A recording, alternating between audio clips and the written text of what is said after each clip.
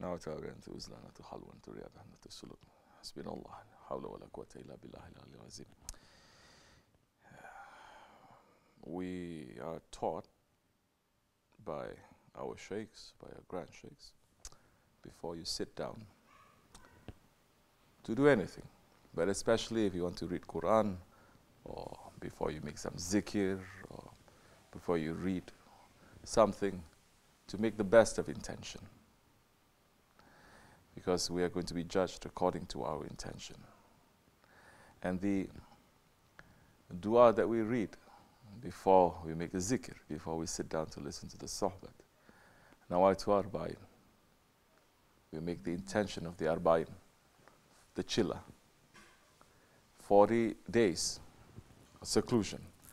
Make the intention, although we are going to sit down maybe for 40 minutes, not 40 days, but make the intention. Nawaitu arba'in, nawaitu uzla, nawaitu halwat, nawaitu riyada, nawaitu siyam, nawaitu suluk.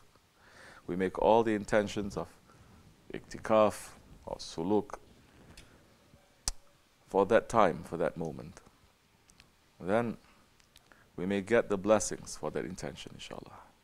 Because the friends of Allah, the holy ones, what we call the awliya Allah, and the shaykhs, they understand how much the ummah can carry and how much they cannot carry. They are not going to place a heavy burden on the ummah that they cannot carry. They are not going to go strictly according to the book. They will say what the book fits to this one, what the book fits to this one, what the book fits to this one, without changing the fundamentals, without changing the asas. But they say, we are representing Rahmatan lil Alameen. We are representing the mercy to all the nations, to all the alams, to all the worlds. So, show mercy to the believers. Because this is something that is missing in today's life, today's world, mercy towards each other. We have so much that we have to thank Allah for. We have over 2 billion Muslims. We have resources, education, technology. But to be Ra'uf and Rahim, and those are the titles that Allah subhanahu wa ta'ala gave to the Holy Prophet in the Holy Quran. We cannot now deny it. We cannot now say, oh, what is that? You're making a shirk. Only Allah is Ra'uf and Rahim. Yes, of course, only Allah is Ra'uf and Rahim.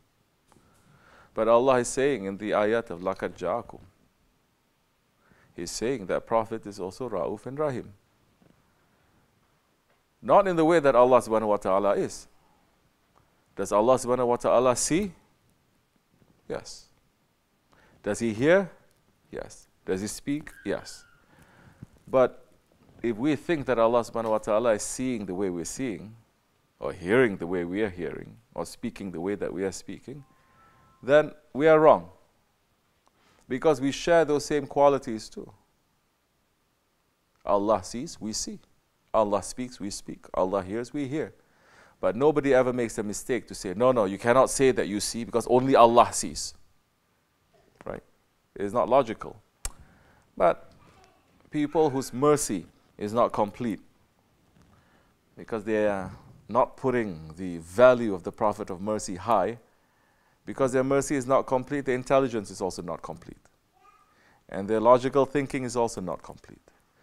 And that is the time when, because mercy is taken out from their hearts, they're able to do everything that is wrong and cruel and unjust and evil, but they say we're doing it in the name of Allah.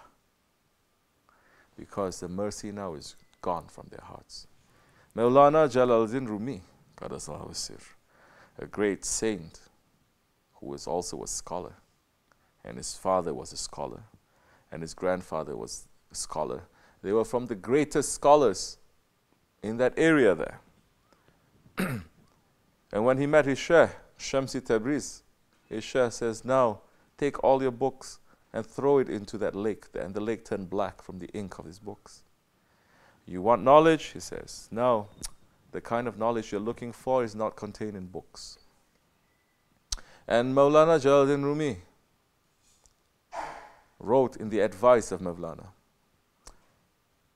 in mercy, be like the sun. Be like the sun in mercy. Because the sun shines on everyone and everything. The sun does not judge. The sun doesn't say, oh, you're a believer, I will shine on you. You're an idol worshipper, I'm not going to shine on you.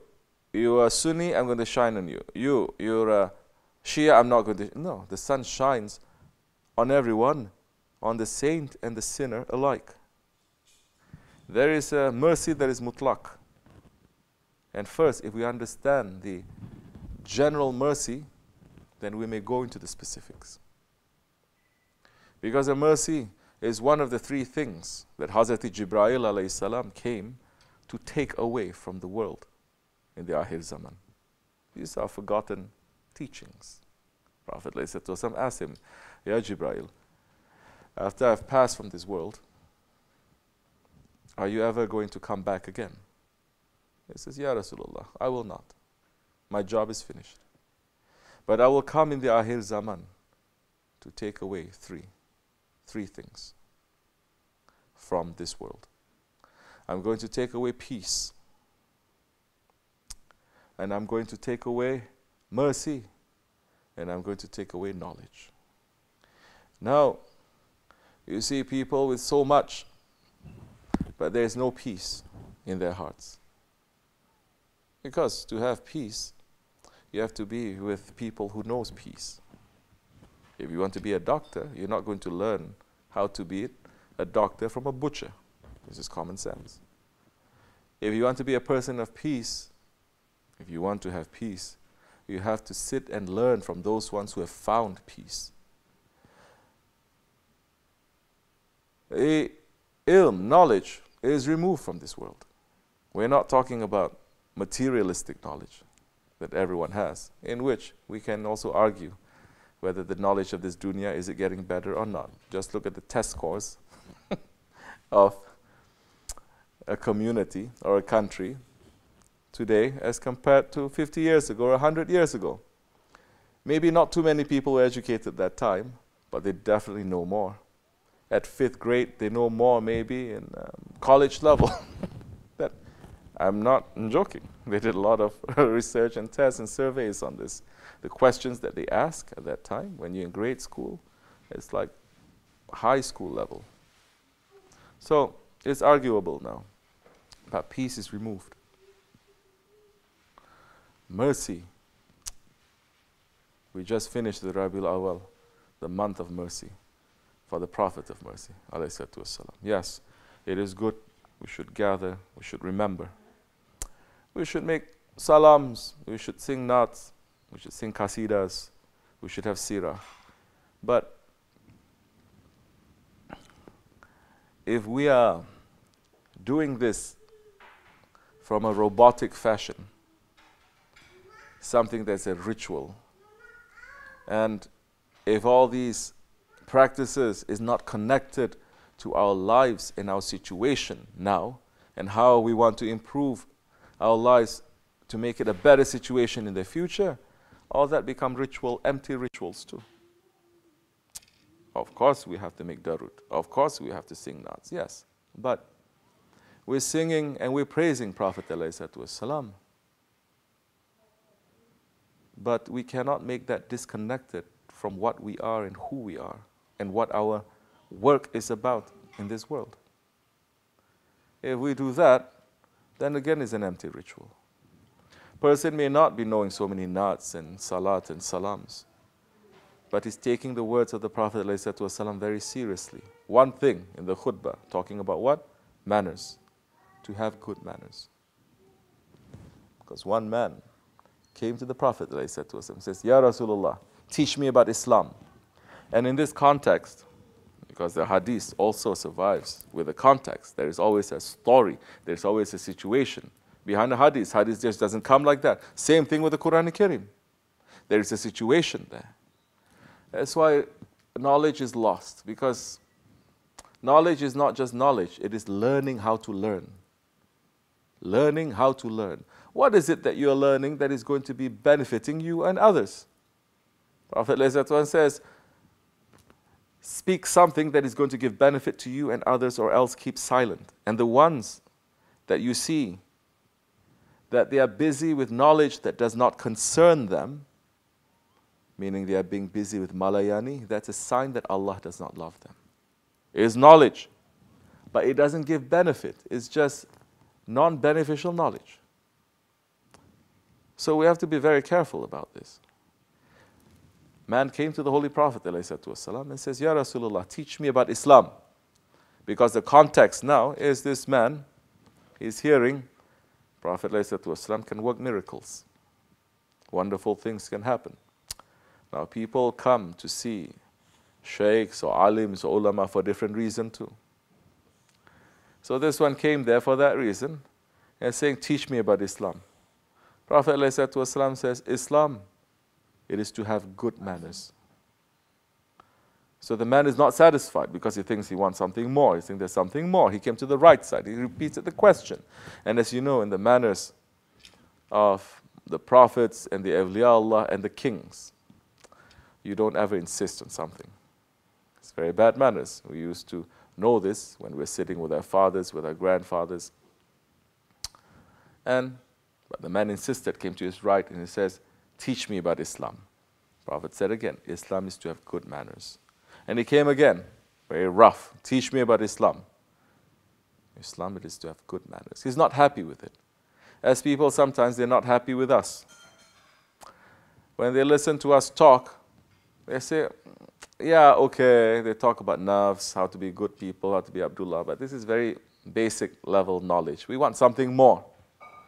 We want to learn secrets, or we want to learn high level ilm. We want to learn linguistics, because they think that if we can only crack the language of Arabic, then all the secrets of the universes and the paradises is going to open. If that is true, then Abu Jahil would have cracked open the secret of Islam. It's Arabic, no? Or all those other mushriks, all those who did not accept Islam, or those who are still not accepting Islam, but their culture and their understanding is Arabic. So now it is beyond that. It is beyond language now. So, they're saying, we don't like this. You're talking about manners. It's very low level. Speak about something else. And people are stuck. They're stuck sitting down for 10 years, 20 years, sometimes 30 years of their lives in a lecture situation, listening to their professor. So they want that same kind of thing when they're listening to an alim talk or a shaykh talking. When the real shaykh is going to come, he's going to break all expectations. And he's going to put you in an uncomfortable situation. Of course, if you want to learn something, you cannot be comfortable.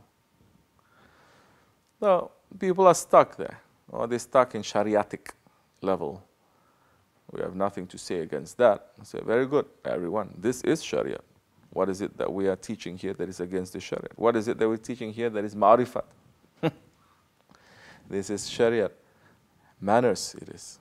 So, awliya Allah, the shaykhs, they have the mercy. They understand people, and they understand what is the sickness of the community. And they know how to give the medicine, not to kill them too. You see a patient sometimes. Let me give you a simple example. There's so many doctors around. They can give better examples than me. I'm not claiming to be anything, but a person, say for example, who is dehydrated on the brink of death, or an animal that is dehydrated on the brink of death. You see him, he's dehydrated, he's so thirsty. He didn't drink water. Now, are you going to give him as much water as he can drink when you found him in that condition? No. He will die. You got to give him a little bit, let his body to adjust. A little bit, then his body adjusts. And this is a simple example. And there are so many people that are sick spiritually. And the Shaykh now has to give little by little by little what is the most necessary, not the details, what is most necessary. And in these days, It's very necessary for people to understand, to have mercy to each other. Not so easily condemn each other. Not so easily to say, halal, haram, shirk, bid'ah, kufur. Little kid, I met this little kid, one person who came, saw us, and his little kid goes to school, and it's an Islamic school. And it was dressed as your hero day. So, it's okay. It's a Western kind of thing, but it's okay. What are they going to dress like? Some dress as Superman. That is a hero, because they're taught from very young. There's a hero, Superman. Batman. The dress is the Batman. We have heroes too, right? In Islam, we had 1,400 years. Millions of heroes. But this little kid, he came that day wearing a turban and wearing a jalabiyah. And he came to school, and all Islamic school. And all his friends, especially those Arab kind, they started laughing at him. He says, "What is this? What is this?" So why are you not wearing Superman? He said, "I'm dressing as my hero." "Who is your hero?" "The companions of the Prophet." This kid has manners too. He doesn't go straight to the Prophet. He said, "As a Sahabi." Then they said, "That's weird." Because the kids are not taught value, what is valuable. Religion becomes something that is ritual, something that is in books, something that has no connection to their life. They have more connection to Batman, to their lives, than to the Sahabi Kiram. Then they turn to him and says, "Are you one of those people who make zikr?" And then this kid was like, "Why, you don't make zikr?" He says, "Are you sure you're even allowed to do that? That's haram." Now, if a kid at 7 years old can easily make a fatwa like that, to pronounce something, what happens, you think, when he's 17 years old? He's ready to blow up this world. He's ready to destroy everything based on his own idea of what is right and wrong. Yeah, that time he's ready to pronounce takfir on everything and everyone that doesn't agree with what he is. So, may Allah grant us more mercy, inshallah. That doesn't mean that when we see right and wrong, we say everything is the same. No. Haq is haq and batil is batil. But to pronounce takfir and to say someone who's openly saying shahadat is a kafir or deserves to go to a hellfire, no, that one has to be a special one with no mercy at all in his heart. He sees himself in Sidratul Muntaha and he sees everyone going to Jahannam. Because the mercy will also say, even if I see someone who's doing something wrong, I'm going to try to help him, not to kick him away. May Allah grant us more mercy, inshallah, and more intelligence and more manners. Because all this will bring us to have more faith in our Lord Allah subhanahu wa ta'ala and to bring us in safety. Al-Fatiha.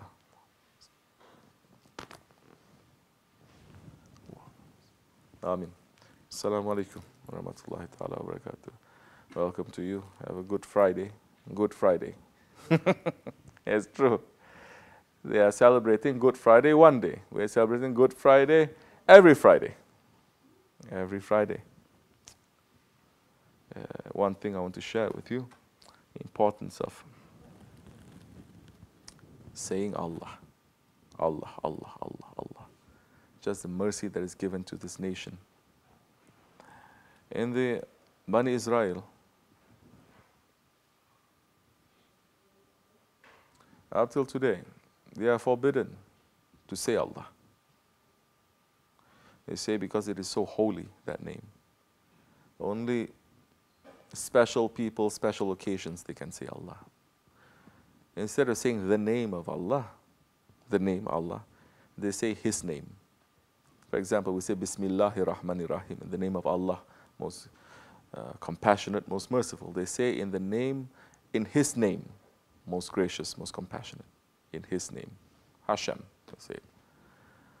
Especially in the old days when there was the masjid of Sulaiman alayhi salam and Dawud alayhi salam in their biggest day, Yom Kabir, Yom Kippur, that they say.